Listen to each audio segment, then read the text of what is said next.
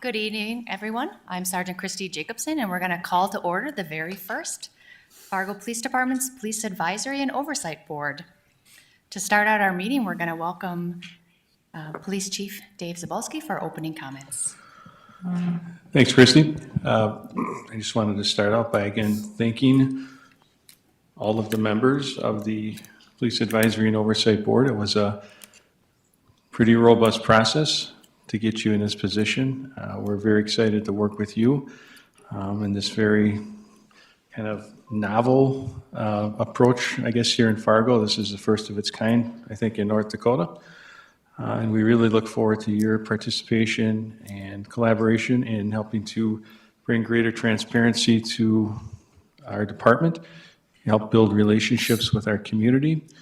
And I think as we work forward and deal with issues going forward, we'll have a great opportunity to better understand what's going on, address community concerns, and come to a lot of consensus. So I'm really looking forward to the operations of this board.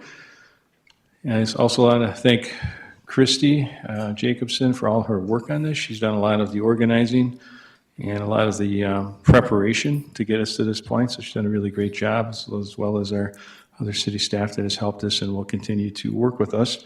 I know that all of you have received a bunch of training already and got to experience some ride-alongs to help fill in a couple of some information.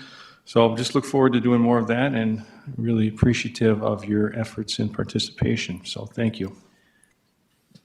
Okay, we're going to ask each of the board members to take a moment and introduce themselves and give a quick little 1 minute on why you wanted to be a part of this board. We're going to start on my right and work our way around, please.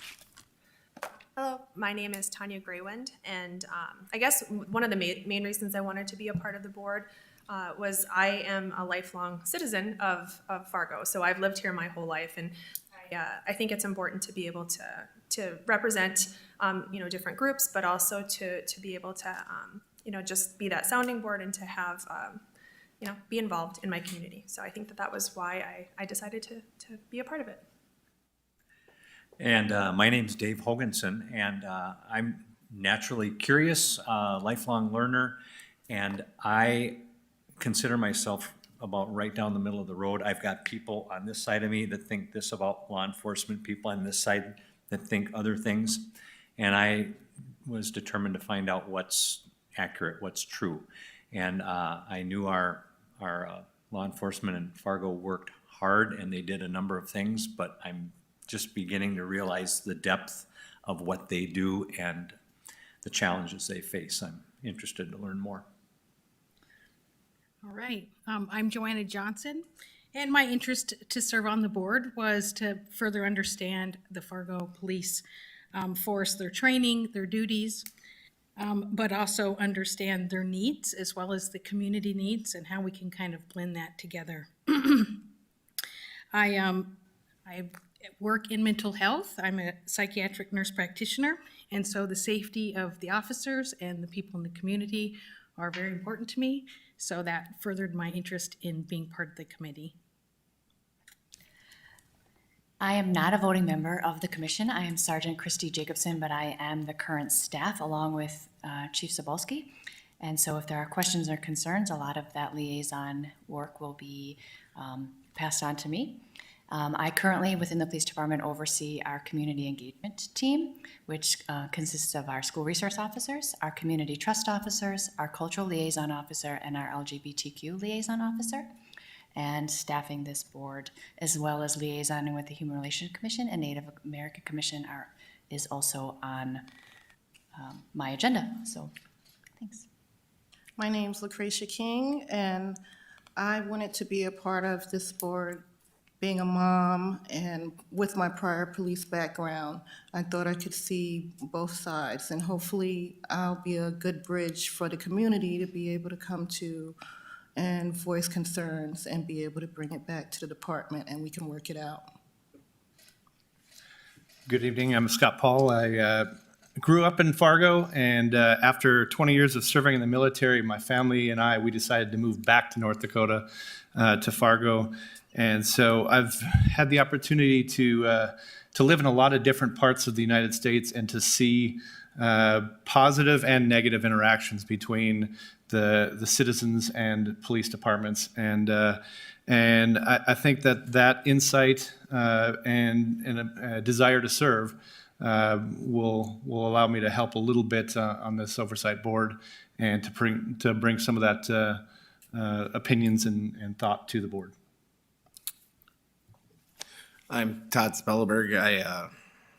I'm a father and I teach down at Discovery Middle School. And I talk to my kids and my son and my students daily on being positive, active members in the community.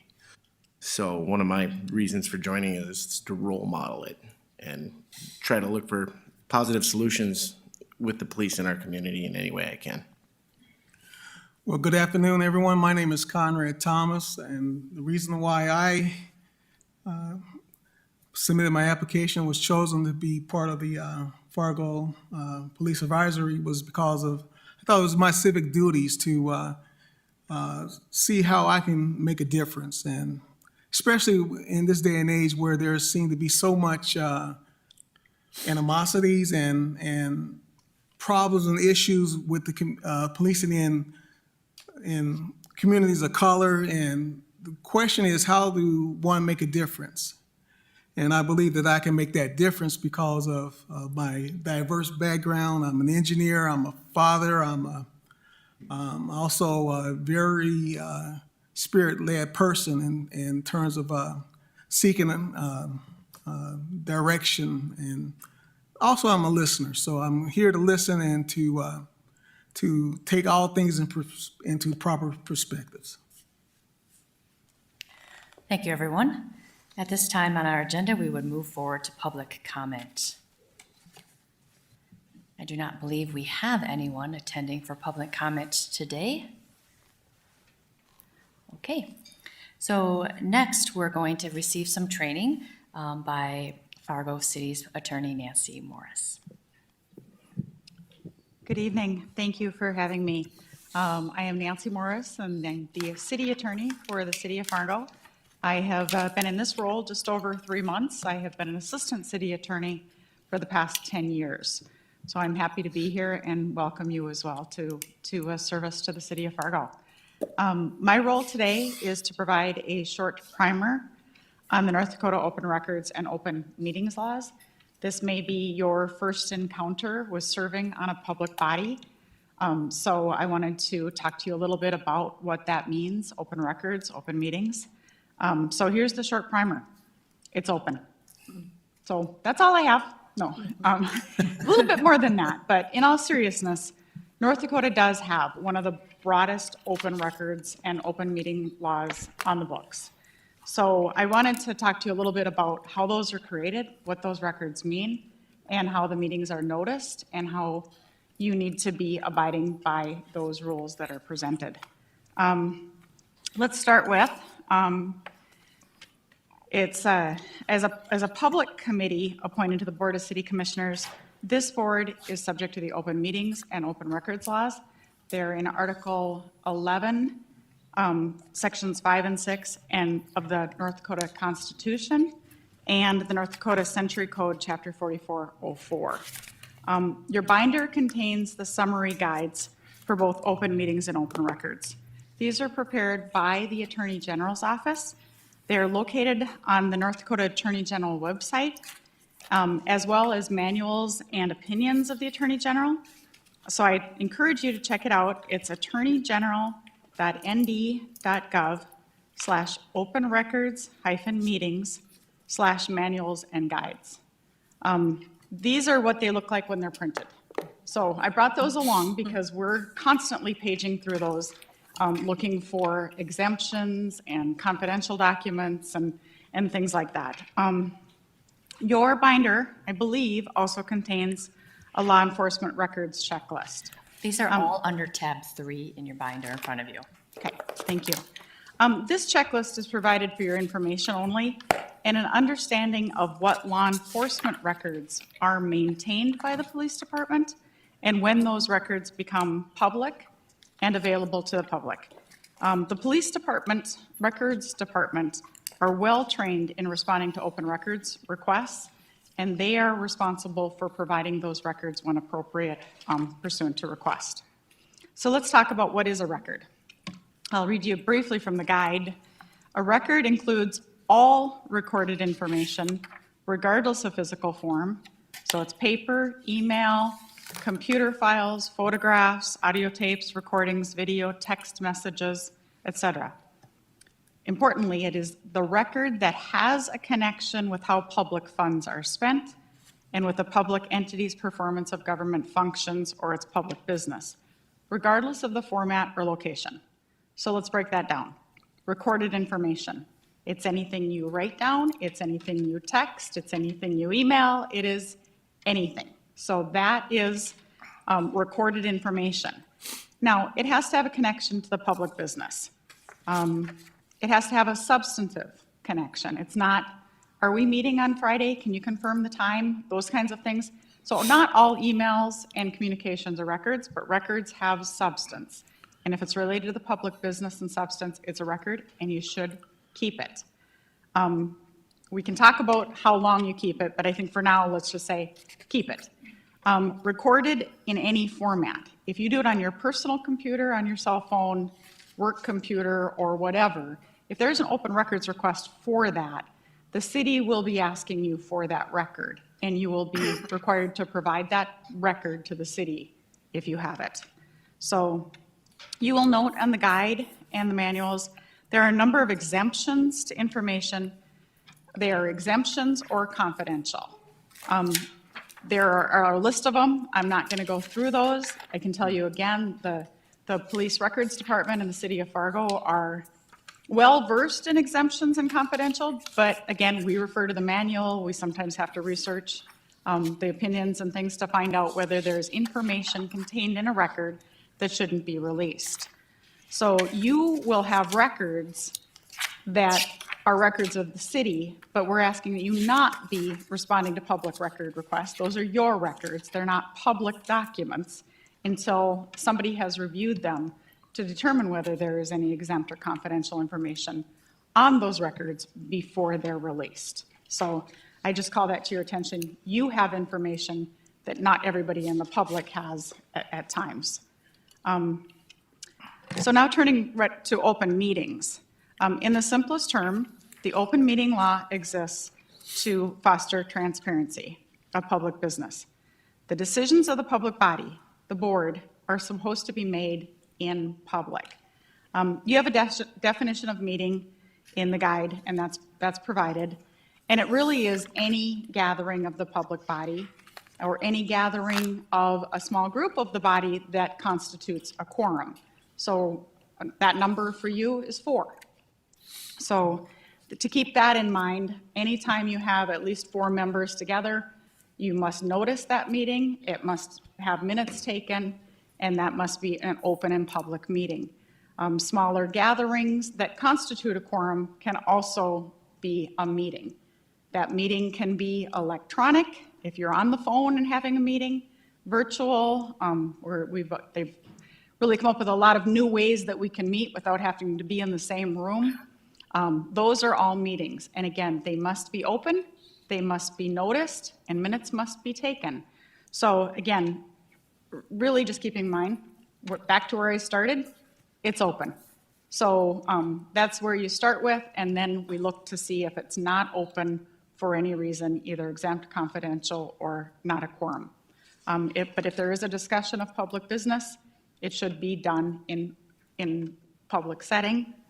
The guiding principle to conduct meetings is the public business is to be done in public.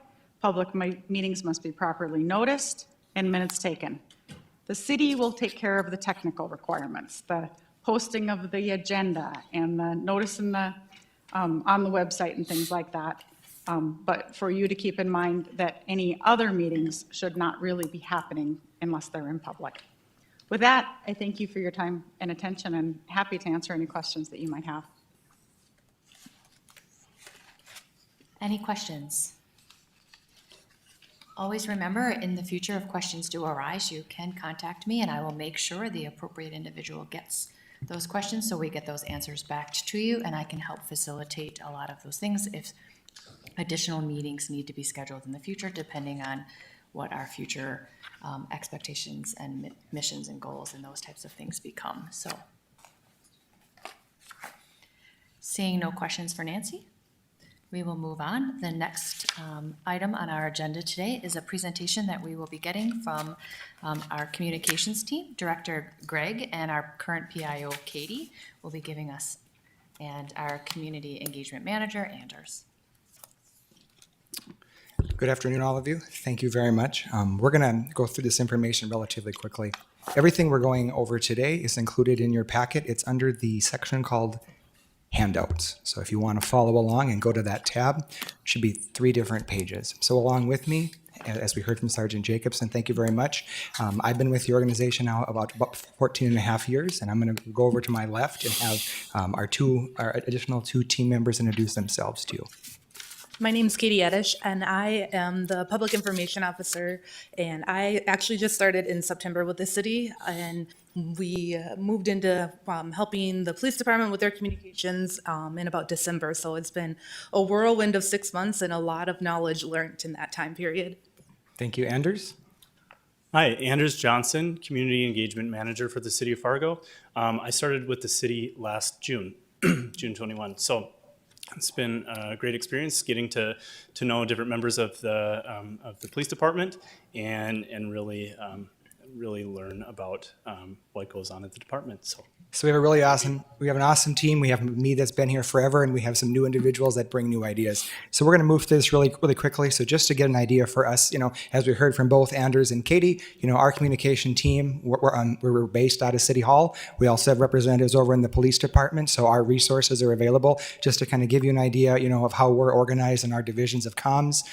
Those are the divisions you see up on top. So we have creative services, broadcast, community engagement, and then what we do with Katie and her team is in the information release. And so we're going to focus mostly today on number 3 and number 4. So community engagement and then the information, for our community and the public. Want to draw your attention to the piece at the bottom of that slide. So we have a PIO that is on call at all times. So between our team, we're constantly, each one of us are always on call. That's important for members of the media as well as members of the police department. If we have an issue, we're available at all times for that. So again, what we've worked with members of the media to do is if there's an emergency and they call that number, we're going to answer. If it's not an emergency and they just happen to hear something happen in the community, we want to do some piece on this, and you can get back to us in a couple hours. We also have an email address to use for that purpose. So just so you're aware, we're always there for them. So between myself and Anders and Katie, I'm just going to kind of have a little quick rundown of what the difference is when we talk about these 2 big categories of public information and community and engagement, because how we deal with the members of the media and also work with them collaboratively, it is really important that we have a very, very clear line between what we're doing in public information and what we're doing for community engagement. So I'll lead off first with Katie. Again, I work with the public information side of everything, and the goal of that part is to advance and leverage operational relationships with members of the media to further departmental goals and to serve as a versatile and strategic communicator during unplanned events, including incidences that impact our community, that type of thing. Things I do on a daily include press releases, media relations and story pitching, media monitoring, Freedom of Information Act requests, open records, which Nancy just went over with you guys a bit, and then crisis communications. Thank you. And then we'll go through Anders. He can tell you a little bit about community engagement.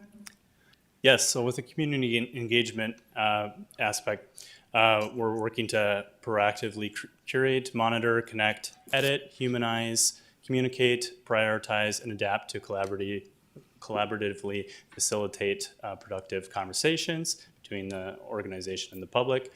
These conversations occur at various levels, so especially online via social media interactions and app-based reporting. So these things include social media curation, engagement, and social listening. So not only posting on social media, but really listening to those conversations that are happening and questions that we're seeing.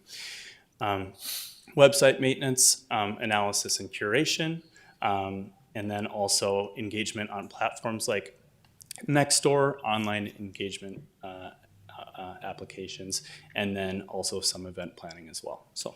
Thank you very much. So a really easy way to do it is if you're going to read it in the media, it's going to be with Katie and the information side. If you're going to see it on social, it's going to be with Anders and his team. So how does that prioritize, or how does that be relevant to you? This is really important that we really relate to everybody. When you as individuals are making posts on your own accounts, you are the ones that are responsible for what you post.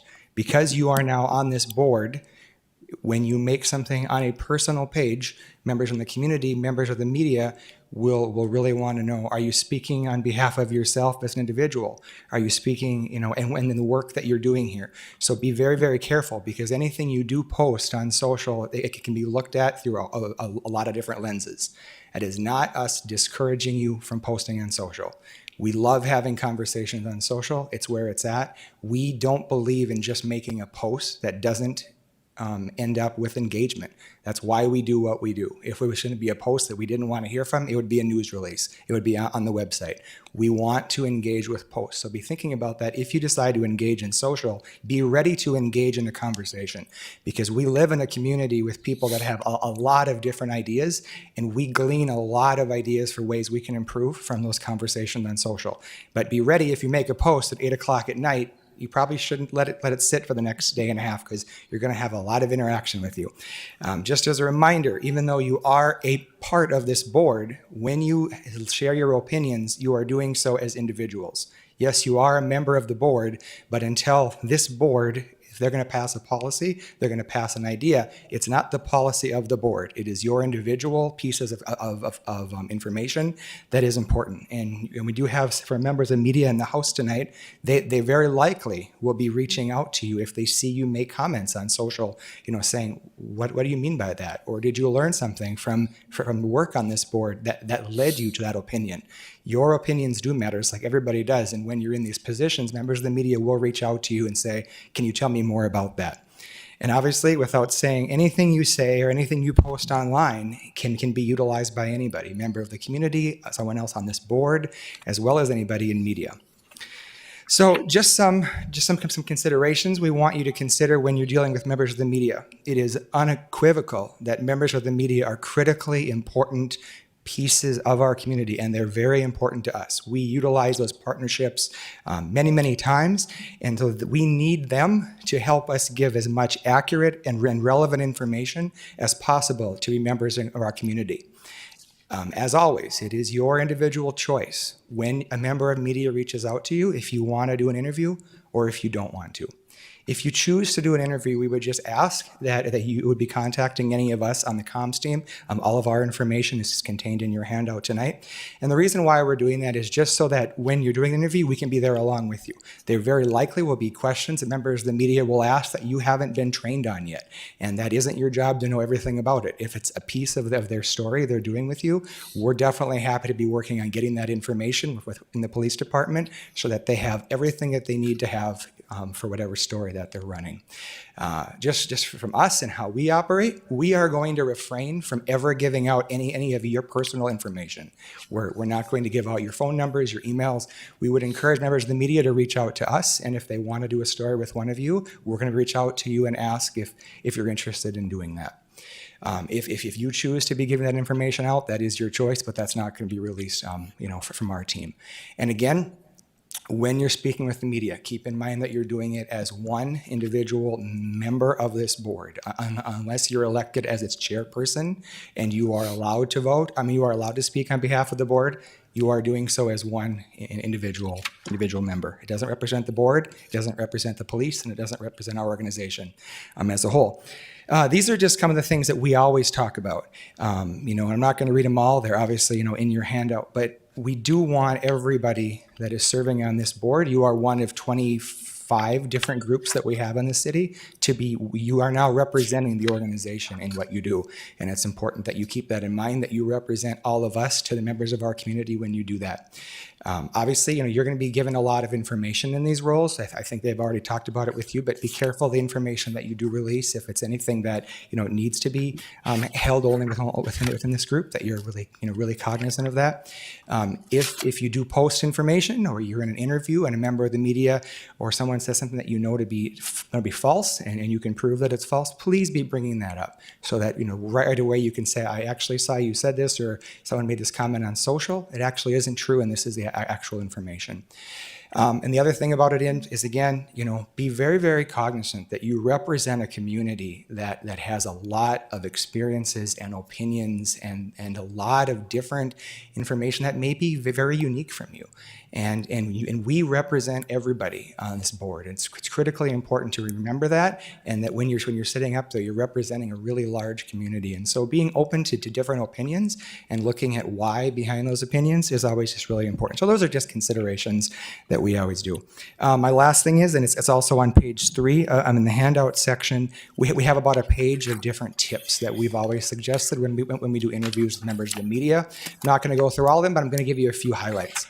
If you can go into an interview knowing 3 key messages, that at the end of an interview, if you watch it being broadcast on TV, on the radio, on social, and you think at least 2 of the 3 got out there, that's a win. If you sit for half an hour interview and you get 2 or 3 points and you're able to really hit those home, that's a win. And so know that when you go in what you want to do. If you don't know the answer to a question, be honest. It's a lot better to be honest than to try to say something that you get yourself down a road that you don't know the answer to, and that's a lot worse. Try to really avoid I don't really know, but maybe this. Really be cognizant and saying what you do know and being honest when you don't.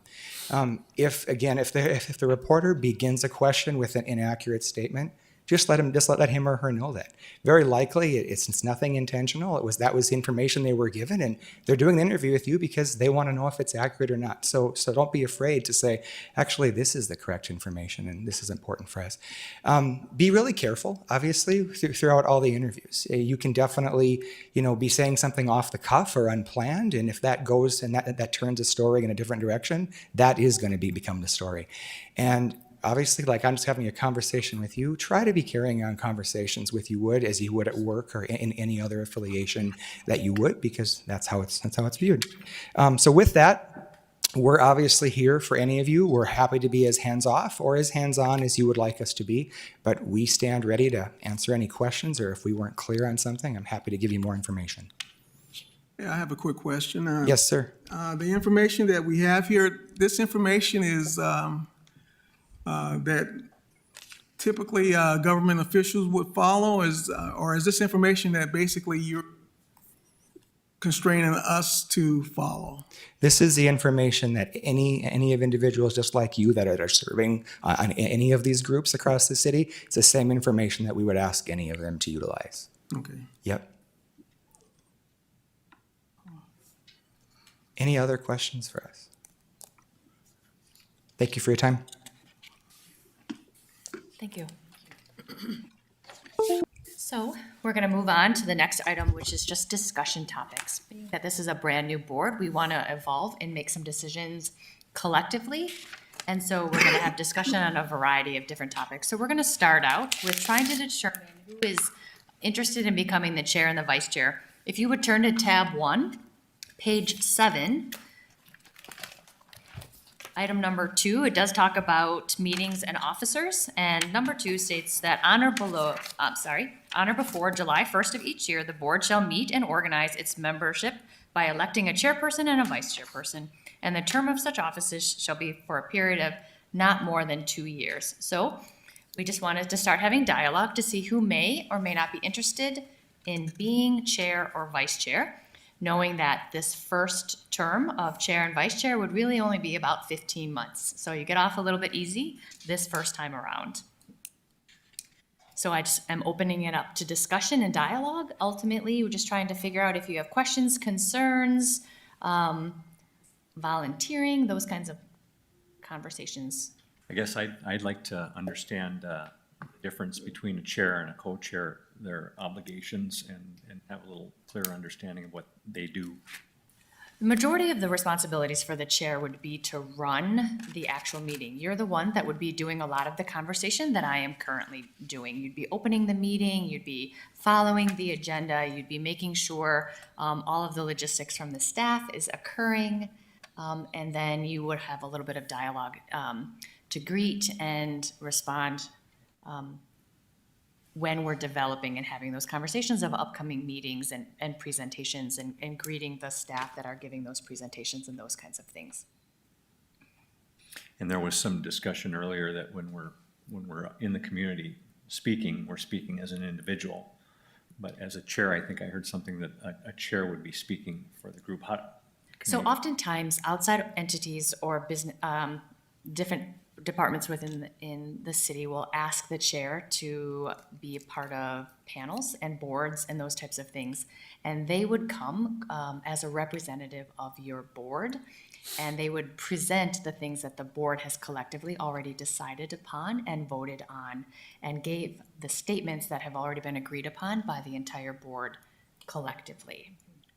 So that not their individual statements automatically represent every member of the board, but they would be the unified voice for the agreed statements, training, education, information, and representation of the collective board together.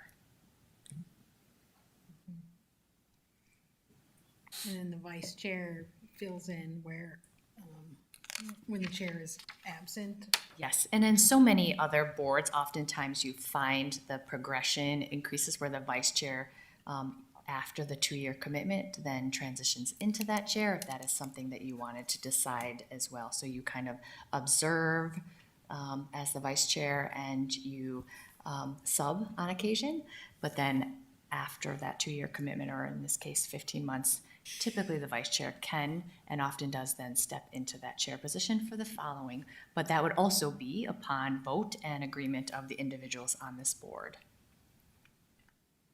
So you have the ability to make those choices now and how you would like it to move forward. Preferences, questions?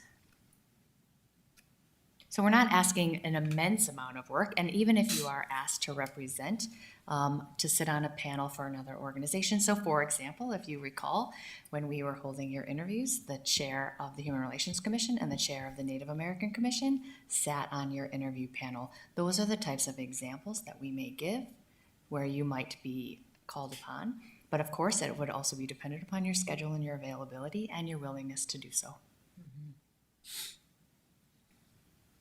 So it sounds like the positions of either being chair or vice chair, you mentioned depending on your schedule, because I know some of us are pretty busy in our professions and things like that. And so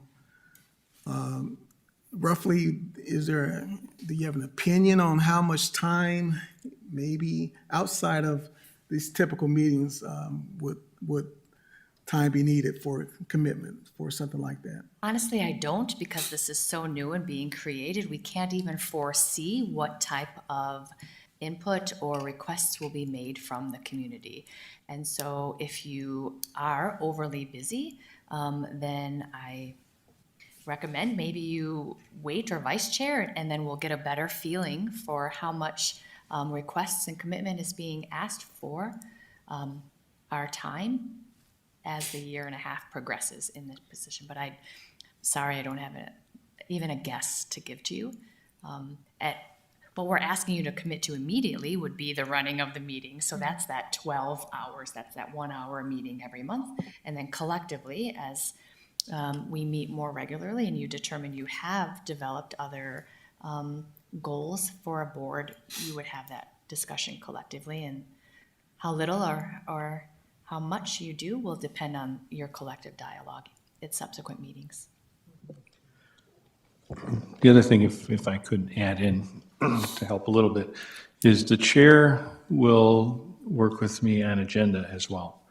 So as items come to the board that members want agendized prior to the meeting, I'll either meet or discuss with that chair what items so that we can agree on what's going to happen at a particular meeting, so that we can conform to our timetables and get things accomplished and when things can get scheduled. So, but that also would be a relatively, not a lot of time commitment. So I think, as Christy said, as we kind of progress and see what the depth and breadth is, if someone's in a chair position and they start out there and it gets to be too much, we can certainly transition it.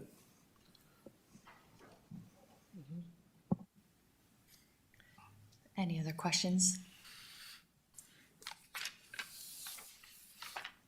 Do we want to start talking about, is anyone interested in currently volunteering? Usually we have appointments, but I also, people would recommend others for chair positions, but I also know that you're all very new to each other, and so we don't necessarily want to put each other on the spot and in those positions. So for the very first appointment of a chair and vice chair, has anyone already thought this through and is willing to take on those positions? I have thought it through, not as chair, but as vice chair. Okay. If this committee wouldn't mind. I'd be willing to consider either role myself, yeah.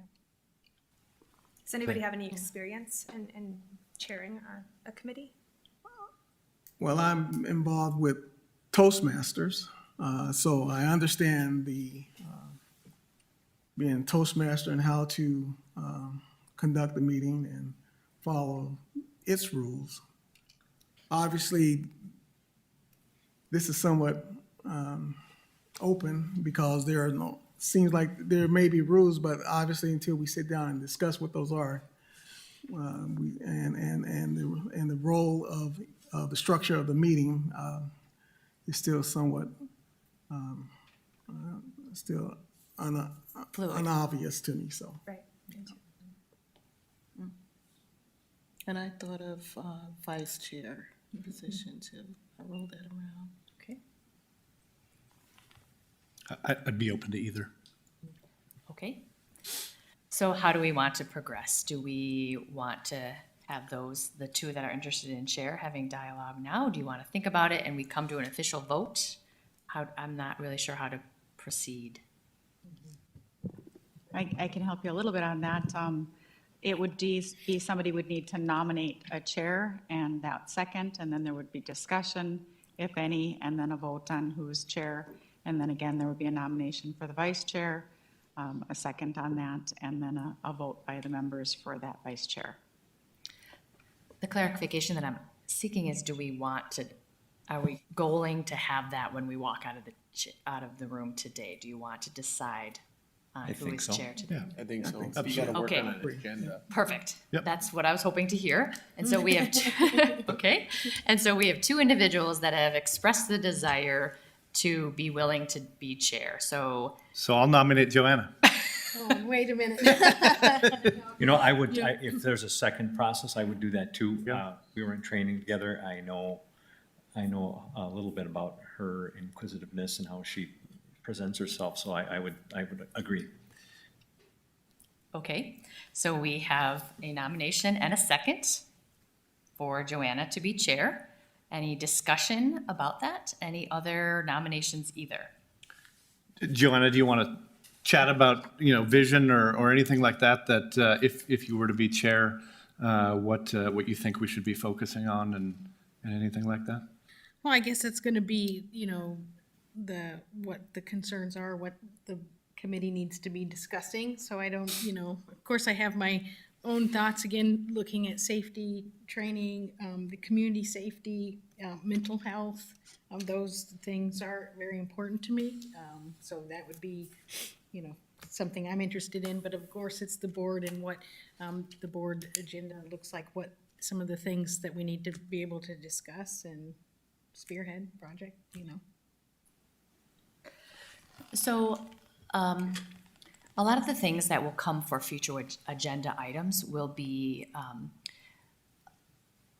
a lot of, conversation will be occurring between the chair and the chief, but also you as board members will have the right, if you're hearing conversation and communication based on your social circles and all of those types of things, that you think is very valid and necessary to either be trained about or for the police department to address, like we talked about in so many of your interviews, we would like you to be bringing that information to the attention of the staff so that we can come prepared to future meetings to respond to what you feel the community is in need of knowing, or addressing information that is circulating, whether locally, regionally, or even nationally, pertaining to law enforcement and safety concerns. And so that will be the evolving conversations and a lot of those presentations and topics that will naturally fall onto the agenda items. And we're going to rely very heavily on you. And we're also at the end of all of the discussions really talking about, you learn so much in your onboarding training. If there's something that stuck out to you that you for sure already know that you want to have put on the agenda, we can start taking notes about that as well. But a lot of that will come through, what do you feel that you need to know, thus the public needs to know about the police department, specifically the Fargo Police Department, based off of what is occurring, like I said, mostly locally, but we can address things that are occurring nationally as well. And then we will have the chair have that conversation with the chief, and then a plan will be developed on how do we address that in future presentations that will be put on the future agenda items. Clarify it a little bit more about how we meet your needs collectively. And so we're not just relying on, the missions and preferences of the chair. All of your input in your social circles and engagement efforts are going to be very valuable in your experiences to guide us on making sure that we are all well informed and receive the training and input that we all feel is necessary.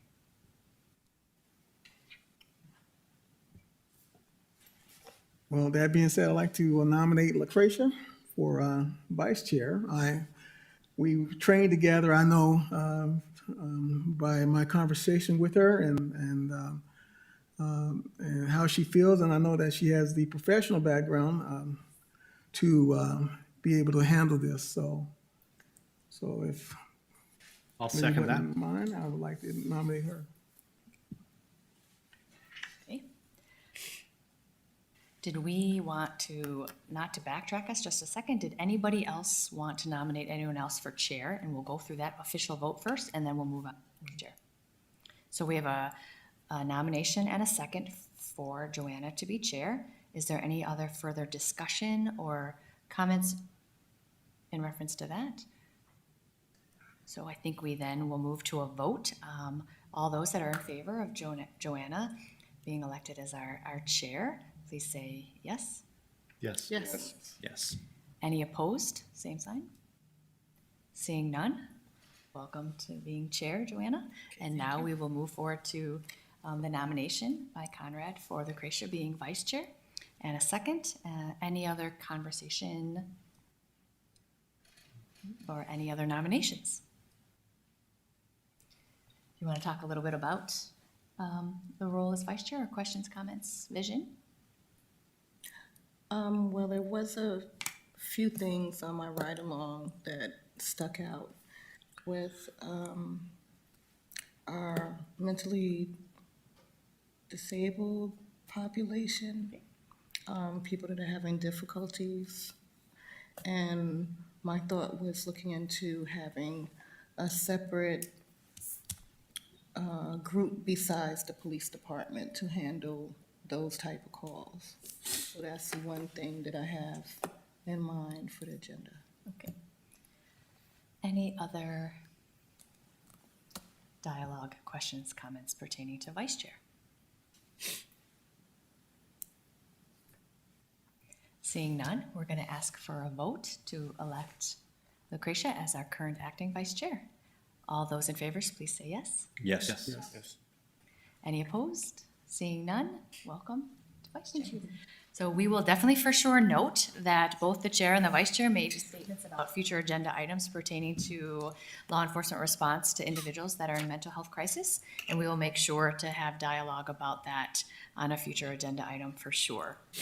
So Moving on to the next agenda item in discussion. So we have four-year terms typically, and I'm going to ask you to turn one page back to page 6 in your city ordinance, and right there under number 1, it does talk about members of the board shall serve a term of 4 years, but in order to establish staggered terms so that in 4 years, we don't have potential for a whole new board, we are asking that we start out with 4 individuals that have 4-year terms and 3 individuals that will have a 3-year term. And then everyone has the ability to serve up to 3 terms, so a total of 12 years for 4 individuals, and then it'll be 11 years for 3 individuals. And that, of course, would be upon your request for a reappointment and those kinds of things. So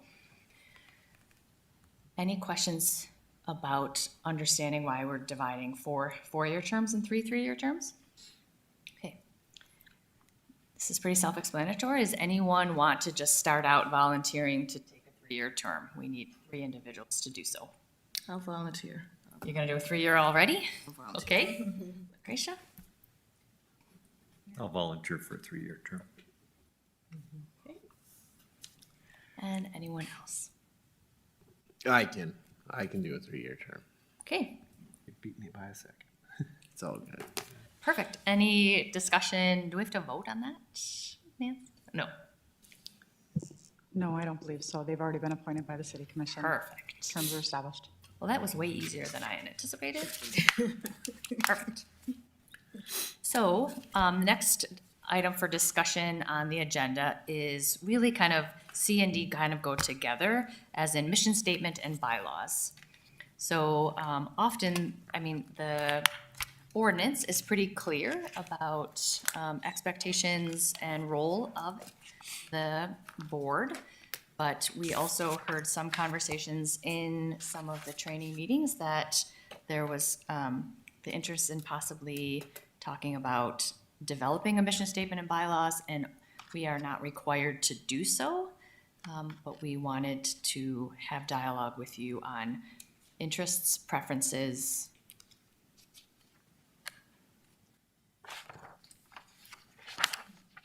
I actually went and looked at other states' bylaws and saw what they were doing. And I would recommend that maybe us trying to formulate our bylaws by looking at the diverse communities out there in the states and gleaming from what their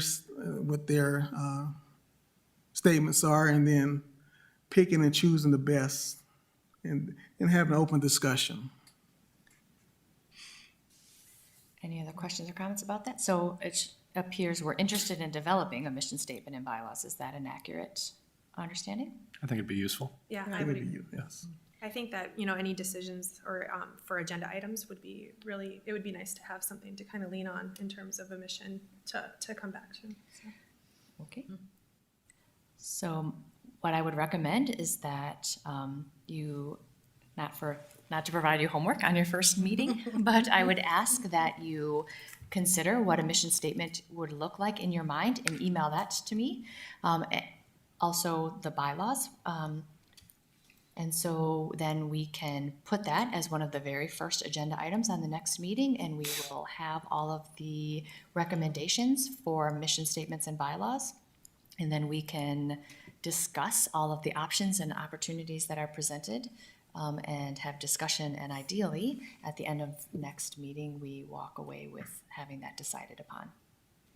So, any concern about that homework assignment?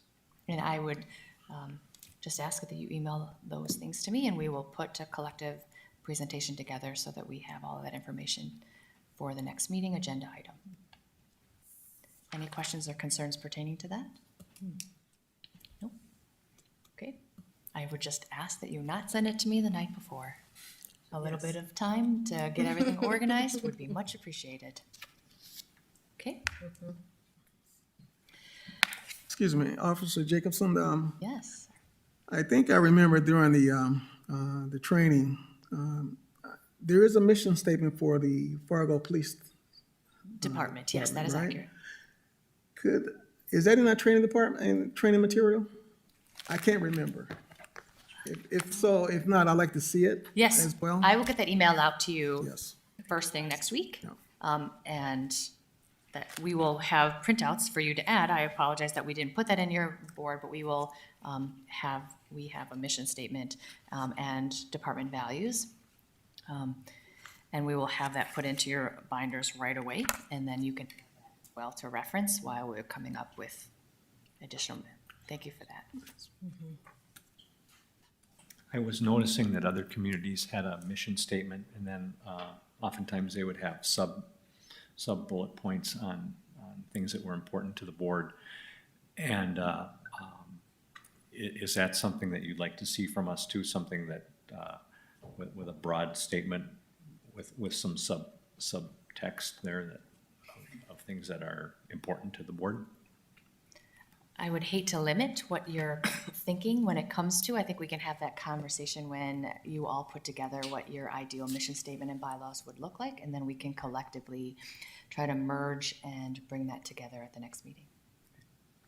And you'll have the police department's mission statement and values to go off of as well, and I'll get that to you very early next week. Here we go, they're putting it up on the board. You're the greatest, great. So here's our vision, mission, and value statements within the police department. But we will get that physically sent to you. And we will print that out professionally for you to put in your binder as well for next month, sorry.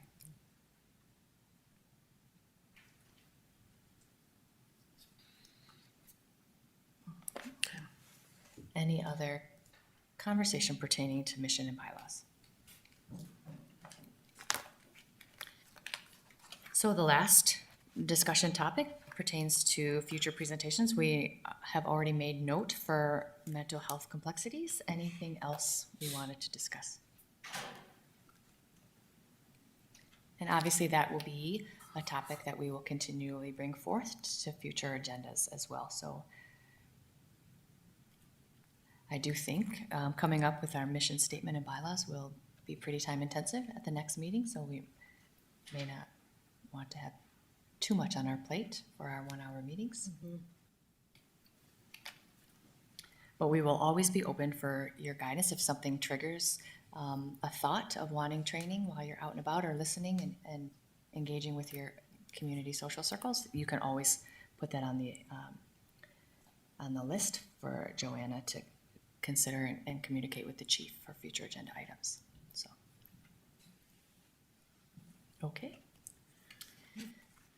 So we're going to move on to agenda item number 6, police department updates. Did you want to start with anything particular, chief?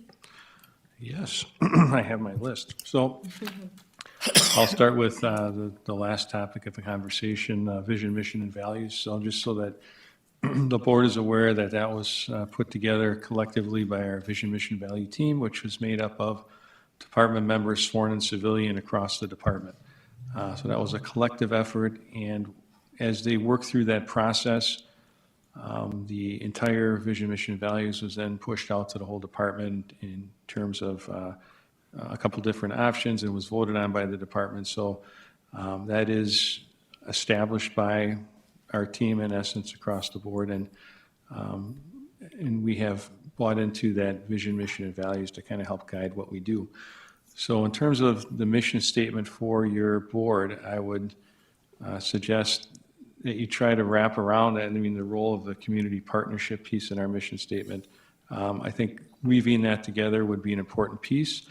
I would be happy to provide you with the materials that we utilized to put together the vision, mission, and values, because there's a process to doing it and understanding what's a mission and what's it supposed to talk about. So I think aside from that, your collective thoughts will be important in putting that together. So if that's something you would like me to bring to the next meeting as well, or provide that information to you electronically ahead of time so you can look at it, I'll make sure that Christy gets that to you, and so you'll have that to review as you kind of think about that.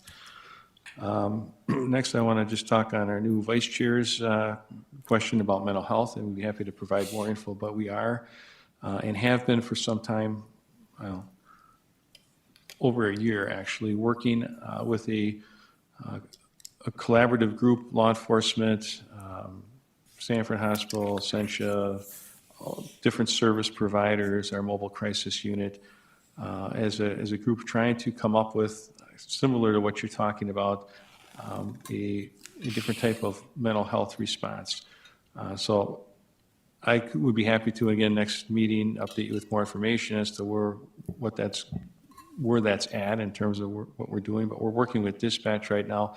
There's a number of things that have to be agreed to and vetted, but we are trying to figure out if there's a way we can cipher certain calls to dispatch that mental health professionals could handle without law enforcement there, while still making sure that we are looped together, because if they go there and they address a problem and leave, and 30 minutes later something goes bad and we get sent, obviously that communication has to be there so we know what happened 30 minutes earlier and that. So we have been working on that, and so it's moved along, and it's actually even partnered with our Minnesota partners across the river. So all of those entities are involved. We had a presentation from St. Paul PD on their COAST program. I can't remember exactly what COAST was the acronym for, but it's a similar program that's been in existence for many years, and it was very successful. So part of this process was looking at other models and trying to figure out what could work here. So that's one of the things, and there's other pieces of the mental health picture that we would like to work on as well. So good question. Generally going forward, too, for future meetings, ideally, I would probably start out with police department updates and let you know what's going on in the department, things of interest, address any questions that you might have about operations or things of that nature, and then move on to other agenda items or presentations.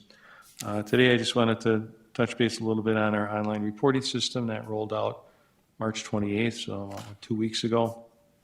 And I think if you're not familiar with that, on our website, there's also a video vignette that explains how certain crimes are now reportable online. So crimes that are not life safety, the suspect is unknown, mostly property type things, thefts and things of that nature, to help eliminate officer response to each one of those and allowing our officers to concentrate on priority calls, life safety calls, and have some additional proactive time.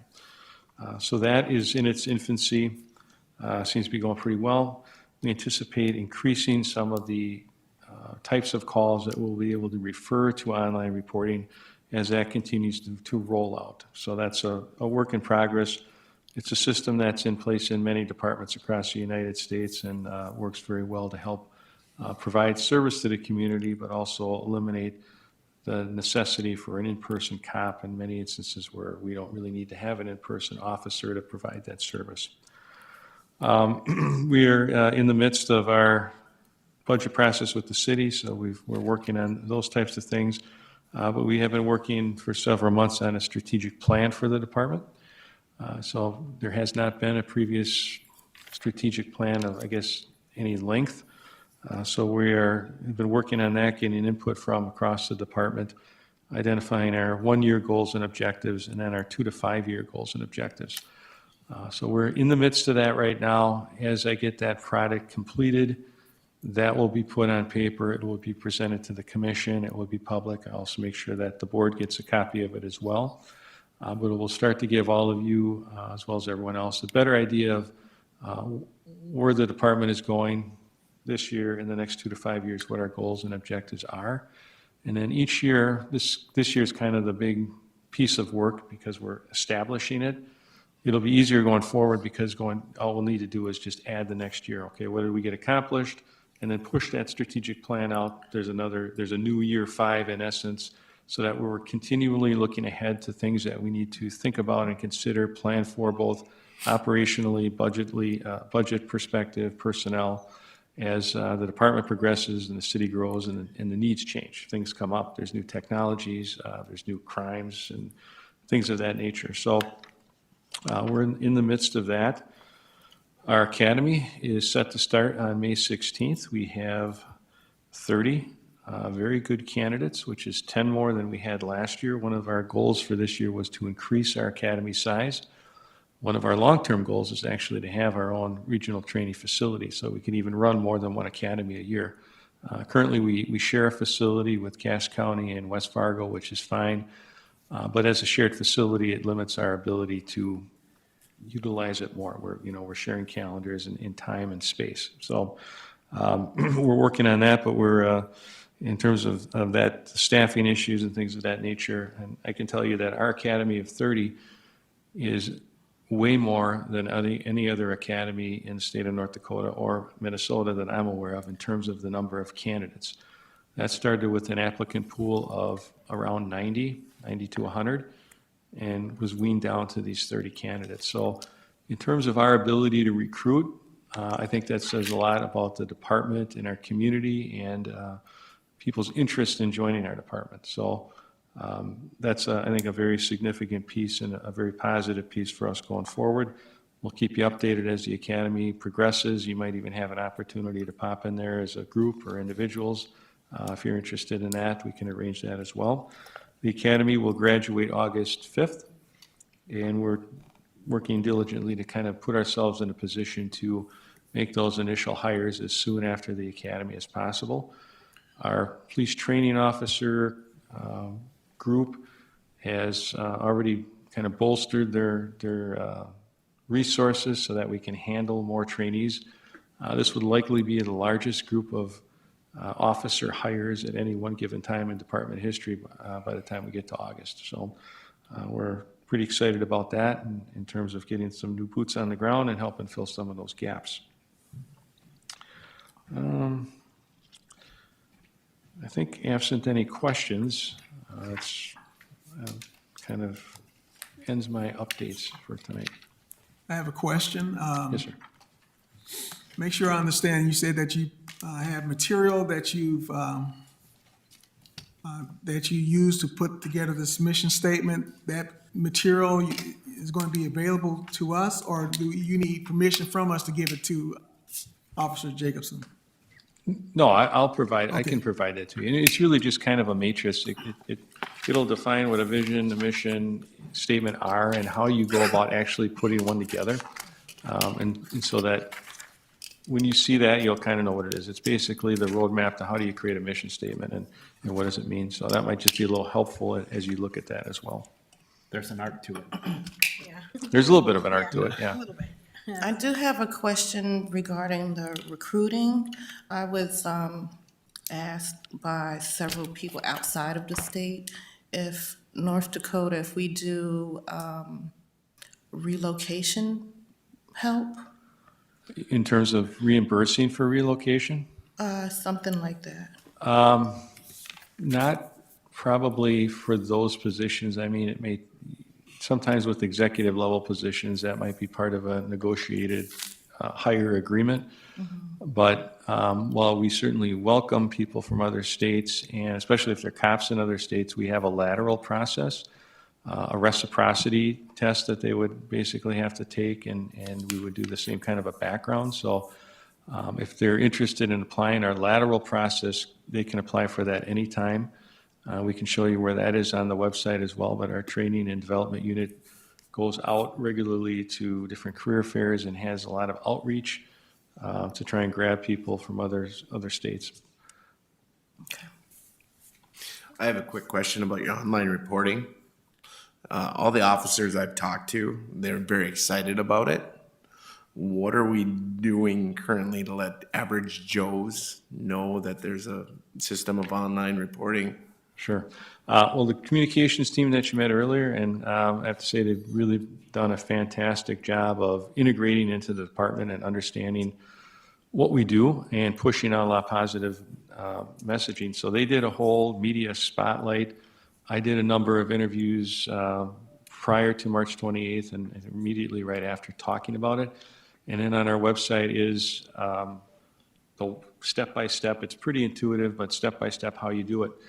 The other way that people would become aware of it is if they call dispatch with a crime that falls into those parameters, dispatch will automatically advise them that this is reportable online. They will give them a quick connect phone number So that even from their mobile phone, they could go on the mobile phone and get into the system and report that incident. And it would come to the police department, and they would get an immediate response that we have your report. Unless there's something that's missing, they may have to send something back and ask for information. But out of the first 2 weeks, we have, I don't know, I'm going to roughly say 8-9% of the reports submitted had missing info, or maybe they didn't meet the parameters. If it doesn't meet the parameters, they get instructed to call dispatch. We found 1 or 2 that didn't occur in our jurisdiction, things like that. So it's kind of more of an education piece. So I would talk that one up, and as we start to kind of add to that, there's a little bit of a shift in community expectations too in terms of police service, and this is, again, forward-thinking type of stuff, trying to make the best use out of our scarcest resource, our personnel, make sure that they are there when we really need a cop in person. And so it's a little shifting from a community perspective too, because I'm sure that people are very used to, over the course of time, no matter what the call is, a cop's going to show up at my door. And one of the other things that we're reviewing are calls for service. There are many that are not police-related at all. And so we have a team of officers led by Captain Helmick that is looking at calls for service, identifying things that are not police-related for which future messaging and resources will be provided. That's not from dispatch, basically. That's not a police matter. We won't send someone out. Here's a potential resource if you have some kind of a civil dispute or something like that where there's no threat and there's no danger to anybody. We've got a lot of that. And then kind of the priorities assignment in general. Like a P1 should be life safety. Over the years, there's been a lot of things that have crept into a priority 1 call that really aren't priority 1 from a broader perspective. So we've got a group of people working on that as well in terms of trying to create some efficiencies and, again, make the best use of our resources. I have a quick question on the mission statement. How long has this mission statement existed in its current format? It was established last January of 21, I believe. Yeah, so I started October 20. We put our vision, mission, value team together immediately, and they worked through December to kind of put all of this together, and then we got the department vote and all of that, and it was pushed out. If you look at our new squads, which I think the first one came out in March of 21, maybe, we had it at a commission meeting to kind of model it, but you'll see that over the course of the next year or so, the rest of the squads will be wrapped with the vision statement, each side of the doors. Do you think the mission statement was in part impactful in the number of candidates you got for the academy? Is it used as a recruiting tool? I think it is. I think a lot of the things that we do in our department the environment can be a very strong recruitment tool. Some of the things that we've done collectively, the mission, and especially today's generation of officers, they are looking for technology, forward thinking. They are very attached to, and rightfully so, values and how people are treated. And I think it's just a different generation, and they have that, I think, broader perspective. So it's important that when you do a vision, mission, and value, that you actually stand behind it, reinforce it rather, at a number of different things. So when we do awards, when we do disciplines, and even just letters of recognition, we always attach vision, mission, values, So you did an excellent job, and you represented the department well, and you also provided an excellent example of guardianship. And so you'll see that. You'll see that in our awards, and it's in what we do on a daily basis. So that's kind of steeped into the organization. Along with the academy, do you have any, even just rough demographics of the individuals that are part of that? I will have an updated one for you next time. It is diverse, and we've had a couple of changes, but we've got a good female and ethnic diversity in this group. Actually, it's just very good group, and also very diverse. So we're kind of excited about it. Actually, it might be, next meeting may. Yeah, it'll be right before they start, so we'll know for sure. We're still making sure that everyone we don't have any last minute changes, but we look pretty good. Any other questions for the chief? Okay, the last kind of department update, we just wanted to make you aware of community engagement events that the Fargo Police Department is going to be engaging in, and you're welcome to put them onto your calendar and join us at any time. So for the next meeting, I'll actually have a calendar for you to add to your binder, but I also did not want you to miss out on some of them. And so the Fargo Police Department is partnering with the 463 Foundation as well as Cass Public Health and the Fargo Public Schools for a community event that is scheduled for Monday, May 2nd. It'll be hosted at Bethel Church. The event is from 7 to 8:30. So this is kind of a phase 2 of our Break the Silence Together presentation recording that we did last year, where we developed a presentation that really evolved around suicide and suicide prevention for young people, and it was given and partnered with the school district for them to show to their students in response to just a lot of depression and suicidal ideation that was occurring in our community. And so this is kind of a phase 2. We are bringing back some collaborations, and we're doing a community event, and we would like to invite community members. It is a free event, and of course, the board members are welcome to join us, and we are going to have a subsequent event in September as well. That date has not been nailed down just yet, but we wanted to make you aware of that. The Fargo Police Department partners with the Parks District, and we hold a safety and educational booth at Midwest Kid Fest, which occurs June 10th, and we have a booth at Island Park where we engage with the kiddos and provide some safety in general from 11 to 7. If you are interested in hanging out with us at our booth, you are more than welcome to do so. And then some other future events. June 19th, of course, Juneteenth is a very memorable event. I know that members of our community will be having an event directly on the 19th. I'm sad to say that we are not currently partnering with some of those organizations that are holding them on Sunday the 19th, which is also Father's Day. But we hope to partner with Faith for Hope for their event. They're looking to host on the Saturday before. And so we will have an educational booth, an engagement effort at that event, and more information will come out, but I wanted to put that out on your calendar. So the 18th is likely the date that we will have a booth present to really partner with the community for that great event.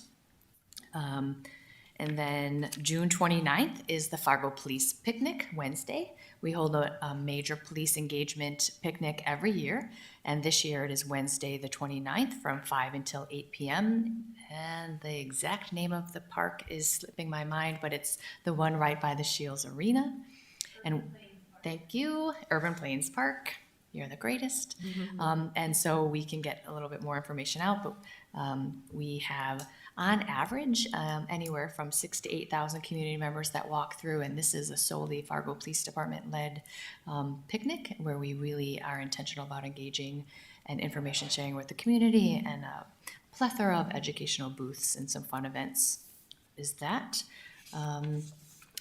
We partner with a variety of the city entities to do a booth at Pride in the Park, which will be August 13th. And so if you're interested in manning that booth with us on that Saturday as well, and we provide some safety and some engagement with the community for the variety of events that will be occurring that week.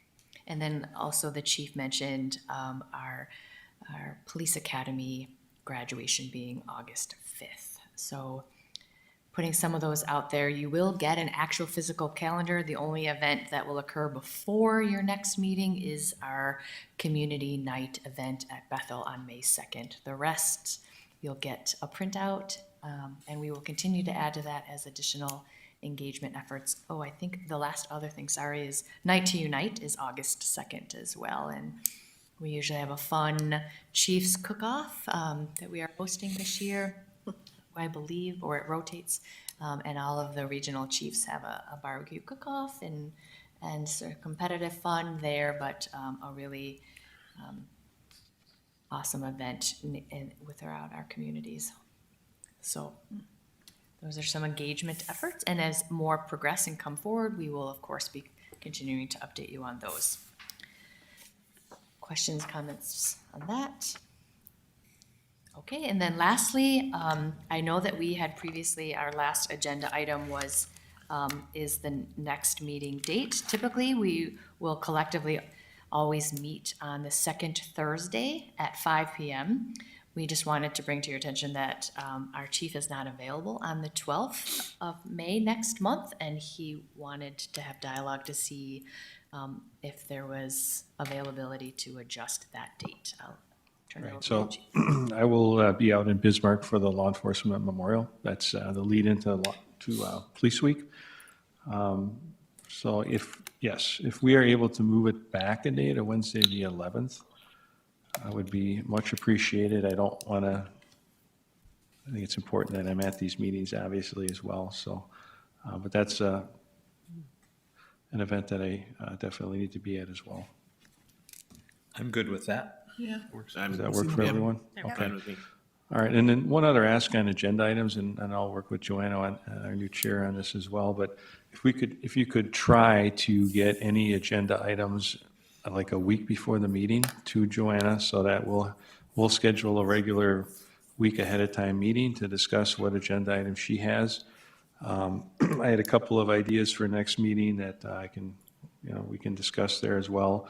Give us a little time to put any presentation together, and also figure out what we can fit within. We're going to try very hard to keep this to an hour meeting to be considerate of everybody's time. Okay, but thank you very much. Question, I would assume that the co-chair also will be involved with you and Miss Joanna's meeting too. Sure, I'm fine with that. Yeah, absolutely. For the agenda items? For the agenda items, Sure, yes. absolutely, we can do that. So then we can have coffee. Yeah. Okay. Very good. So I'll reach out and probably send some meeting invites. We'll get that scheduled with both of you. This is a regular meeting invite to prep prior to our regular meeting. Okay. Do we need a motion to change that date? I motion No? to change. Okay. No, I guess we don't. Our city attorney says no, so we're good. Okay, thank you. And I'll send out a reminder and the meeting notes to, and the next agenda Monday prior to the meeting with that reminder, so. Anything else? Seeing none, we will call the meeting adjourned at 6:16.